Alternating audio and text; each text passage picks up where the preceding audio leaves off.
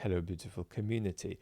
We're going to focus on Ukraine today and specifically on the latest controversy around Mr. Arestovych, who the vast majority of you, given how closely you follow Ukraine, know. I'm reluctant to go there, but it's right to go there because doing it will give us a few very basic sociological insights about the challenges that Ukraine is facing at this stage in the war. That'll be our focus. We won't be focusing on marking Arestovych out of 10 for everything he says. So before we get going with my translating his post for you, let's ground ourselves a bit in maybe in Arestovych and in Ukraine. So I won't do any biography, but Arestovych is an entrepreneur and opportunist of immense but delimited talent, right? Talent doesn't run all the way through. And there is a distinction in the Schiller sense between the naive and the sentimental. And the naive is when your thoughts and feelings just are. And the sentimental, according to Schiller's distinction, is inherently self-conscious and aspirational, working towards some kind of ideal, often in a way that makes the machinery behind that construction transparent. Let's take an example of this. And an example that's quite close to Arestovych, actually, Hemingway. Now, Hemingway's way of being in the world, feet on the ground way of being in the world, is a bit inauthentic. But it can be perceived as being ultimately authentic most of the time until you see the little breaks. So what does a break look like? Well, once Hemingway was at a bullfight where a certain kind of gesture he thought was appropriate, but in fact it wasn't. It was about raising his hand in a certain way. And Picasso was just behind him. And Hemingway didn't know that. And what Picasso claims happened is that Hemingway raised his hand in a certain way and realized that in that context it wasn't what people did. So Hemingway looked around to check who saw him raise his hand and then slyly put it down as though nothing ever happened. Now, if you and I did that, this would be okay. But for Hemingway, this extraordinarily salty, feet on the ground man, it's quite disqualifying. And Picasso said, for me, from that point on, Hemingway melted away.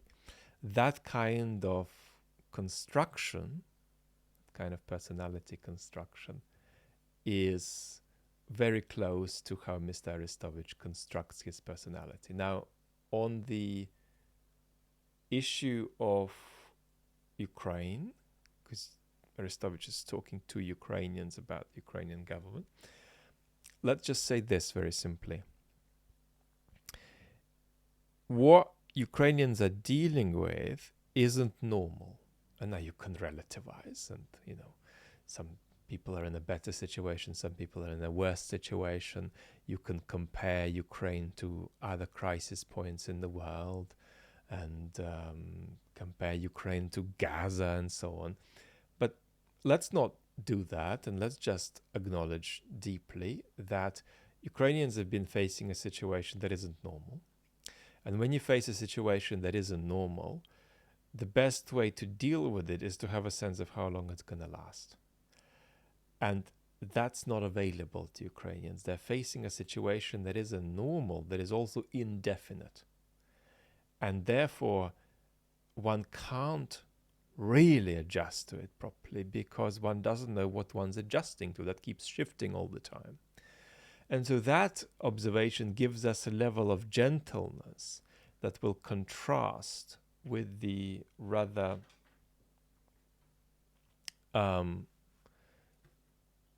you might say magical thinking driven abruptness that you get in some of Aristovych's remarks. But let's start with Arestovych here, translated probably about 70% of his post. When I constructed elevated expectations, Mr. Arestovych says, for the counteroffensive, I did so calculatingly. These expectations didn't seem inflated because they were based on data and figures that seemed to me persuasive and seemed to indicate success for Ukraine.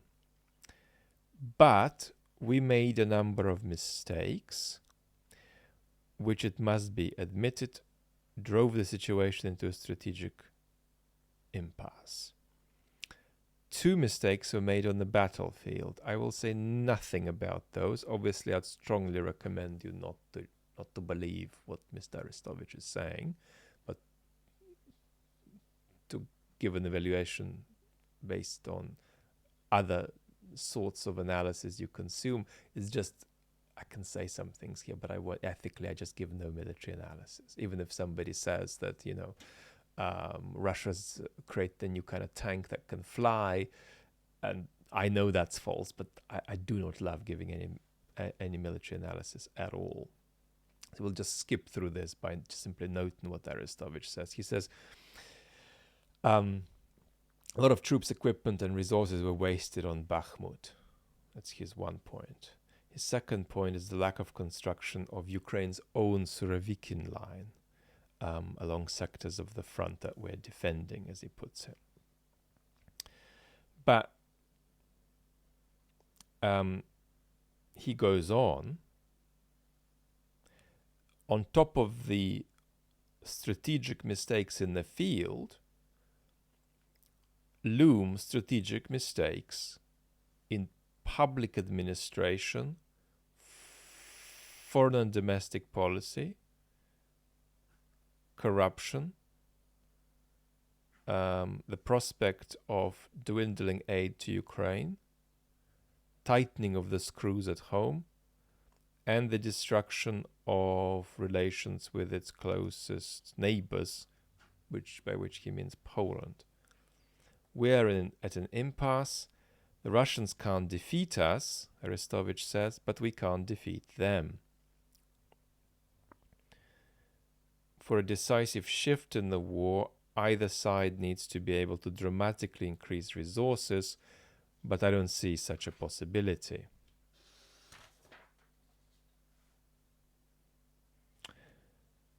The Russian leadership, Arestovych goes on to say, is increasing its military budget, intensifying production, trying to secure supplies from North Korea, China, improving smuggling schemes, and playing the global South versus global West card. Their task is to hold on until 2024, when they hope Trump gets elected.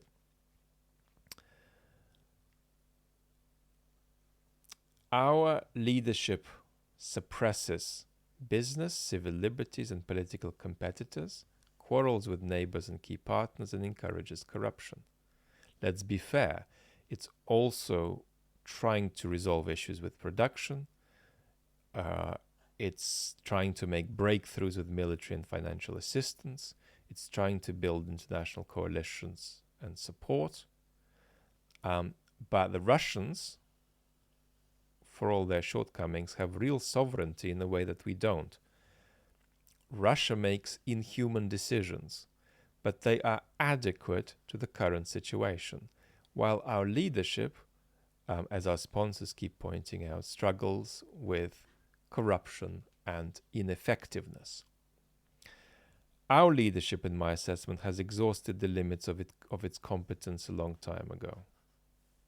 Ukrainians are not going to be impressed with this, except Arestovych listening Ukrainians. We can no longer expect them to make good decisions, and they don't want to be entirely truthful with the people. They don't want to say that there will be no return to the 1991 borders and that there'll be no Crimea in the near future. Rather, instead, we'll be defending ourselves with blood, sweat, and tears. And instead of making defending ourselves easier and dedicating this sweat and blood and tears to expanding civil liberties, freeing up the economy, and concentrating resources on the military, there is a tightening of screws, messing around, and persecution of people who tell the truth. That's why our partners, the West, insist that we have an election.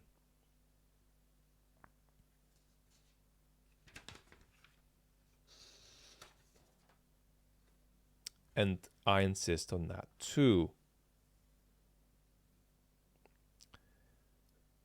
Now, you know that's not my view in terms of the conversations we've had about this before.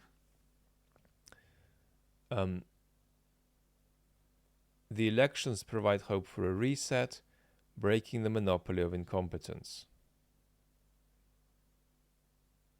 I understand people who are afraid of elections during war because they're a threat of internal upheaval.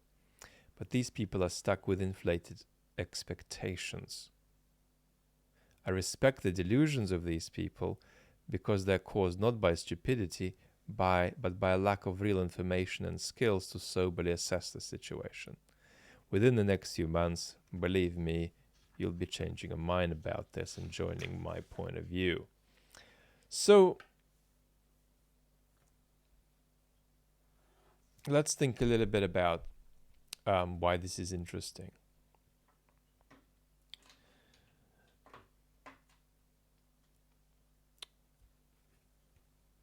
Ukraine is facing a very difficult challenge, and that is it's running an 800-meter race while discovering that that 800-meter race may well need to become a marathon. But realizing that it is largely mobilized around the idea of completing the 800-meter race. And to keep on running, it might make sense to keep saying that it's just an 800-meter race, maybe with a few extra meters. On the one hand. On the other hand, there's the risk of disillusionment if one discovers that one wasn't running an 800-meter race, but a marathon. So, if this stuff wasn't written by Arestovych, similar stuff would be bubbling up anyway. That's an important sociological point. And the deal Ukrainians have with their government is going right now through a kind of evolution from a scenario where this government is given legitimacy to do the job of a short and victorious war to a situation where it's given a job to do, it's given a legitimacy to do a long war, which may be partially victorious, right? And that transformation is happening no matter what people involved want. It's just going to be a reflection of the reality of the front. So let's make a few distinctions about what we've seen from Arestovych. Now, notice I'm not endorsing anything he said. That's part of the point about why I was reluctant to talk about this. Now, one distinction is whether what is being said is true versus whether what is being said is constructive. And that's partly a reflection of Arestovych's motivation, where transparent are his own political ambitions, and transparent is the reality that we're dealing with a degree of ambition there that puts Arestovych first and Ukraine second. There's no issue of him being a Russian asset anyway. He's being accused of being, but Mr. Arestovych comes first there. And it's partly because of that his discourse and the discourse of his sort of quasi-philosophical interlocutors that he often talks with on YouTube often gives one the impression that they're talking to some kind of idealization of the country they've created, that they're living in, rather than the real thing. And so questions arise about the feasibility or the applicability or the agency of various things they propose. It has the quality of a certain kind of magical thinking. Now, one of the things that's interestingly missing from what we've just read and from Arestovych is his criticism of the Ukrainian government's discourse with its sponsors, with its supporters globally. And Arestovych thinks it's high time to change that discourse to what he sort of calls the discourse of the calculator. So Arestovych is saying we've got to stop talking about how there's all these great humanitarian reasons to support us. We've got to stop talking about how Putin threatens the West, because Arestovych thinks that the West isn't really threatened by Putin, except in some theoretical sense, and that you can't really milk that much for sustained support for Ukraine, because nobody really fears Putin in that way.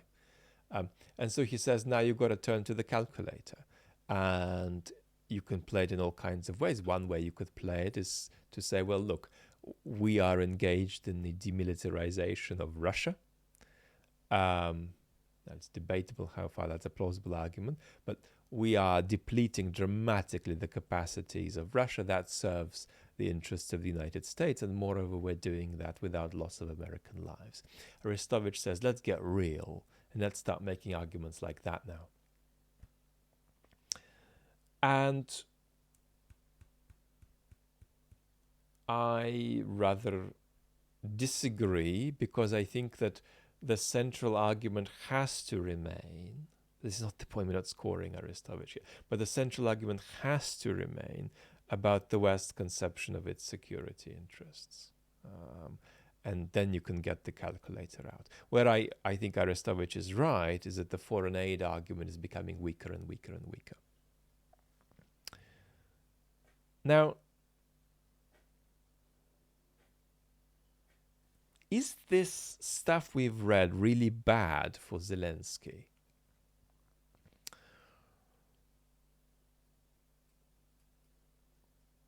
Well, you might say it doesn't make a difference. Most Ukrainians don't really dislike Arestovych. He has a big following, but it's a really big following. But most Ukrainians would have a negative attitude to him. So, does it matter? Does it not matter? And I think there's something paradoxical there.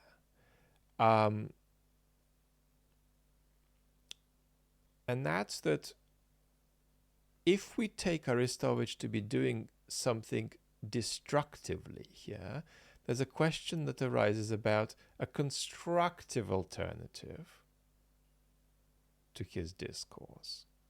And when we think about a constructive alternative to his discourse, that's to say, transferring Ukraine from the 800 meter to the marathon scenario, question does arise. Is the Ukrainian government doing this? Right? Where's Mr. Yermak's office on this transition for Ukraine?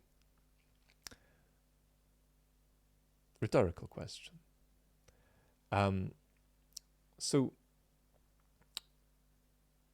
if that rhetorical question is useful, as I think it is, one could conceivably argue that Arestovych is in a kind of destructive way putting front and center things that the Ukrainian government needs to start putting front and center, but in a more constructive way.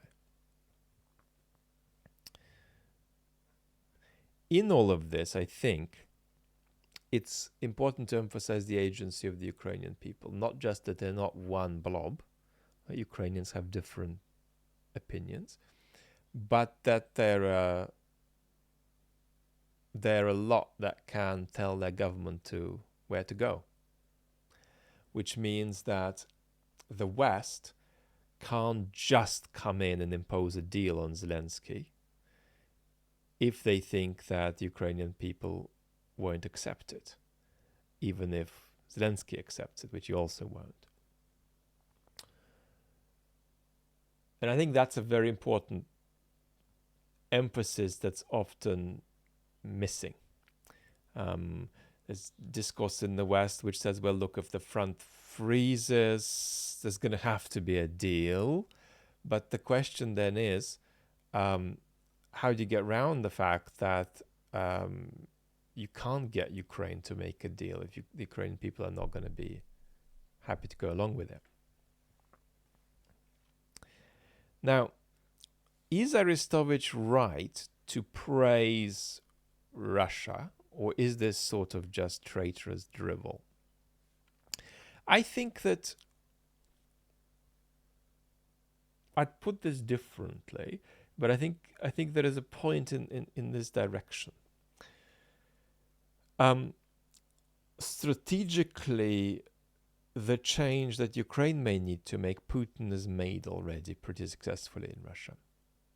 And that's that he's changed the story from a short, sharp shock and a kind of a quasi-coup-like invasion that lasts a few days.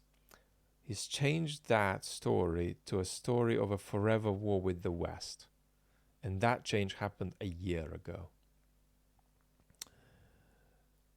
And from that point of view, there is something to this point that the Putin regime has made this adjustment, and this is a very, very difficult adjustment for Ukraine to make, of course, to make under conditions of extreme uncertainty. And hopefully a prospect of more success than we might expect.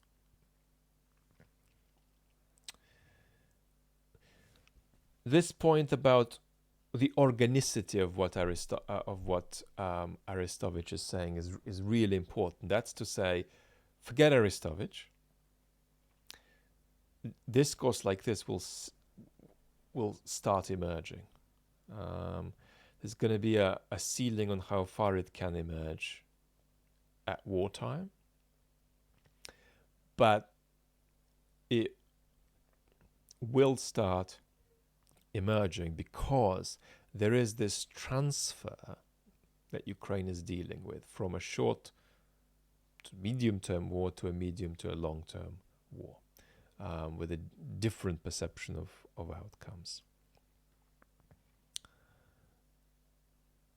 How should one react to the sort of stuff Arestovych has come up with? Well, I think I don't like to give advice, but let's just hypothesize a bit. I think the right reaction to this from a Ukrainian point of view is not to try to cancel Arestovych, but to try to pluralize Arestovych, to have more voices who say different things to what Arestovych says, or even incompatible things to what Arestovych says. That's the way to go. Pluralization of discourse, right? And avoidance of this happening to discourse, whereby you think that even certain kinds of reasonable free speech should be regarded as threats. As Ukrainians would say, threats to the informational environment. And I'm saying that the longer the war goes on, the healthier it will be for Ukraine. These are all really hard asks to confine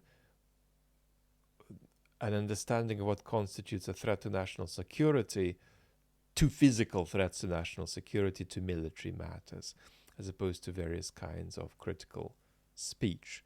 This is very hard to do, but it'll be increasingly important as the war goes on, because you can get away with that for a year. You can't get away with that for 4 years, as something that happens to your public discourse. So my recommendation is always to outweigh Arestovych rather than to say, why is he there? Can't somebody remove him? But what I think looking at this helps us grasp is, first of all, the business of this 800 meter to a marathon transition. And also, I think, is something I haven't mentioned directly in this chat, a transition toward both realizing the fact that there is indeed skepticism in Western centers of power about corruption and incompetence in Ukrainian governance. And rather than denying that, dealing with it, addressing it, engaging, coalition building, engaging with different kinds of forces in different Western countries, not just the ones you like. This business of, making allies or semi-allies of political forces that make you, sometimes want to throw up, but you smile through it and so on. So these are the things that I think are kind of a rescuable selection from, I would say, the self-serving energy of Arestovich's presentation. So that's my take. Lots of love, Toxin.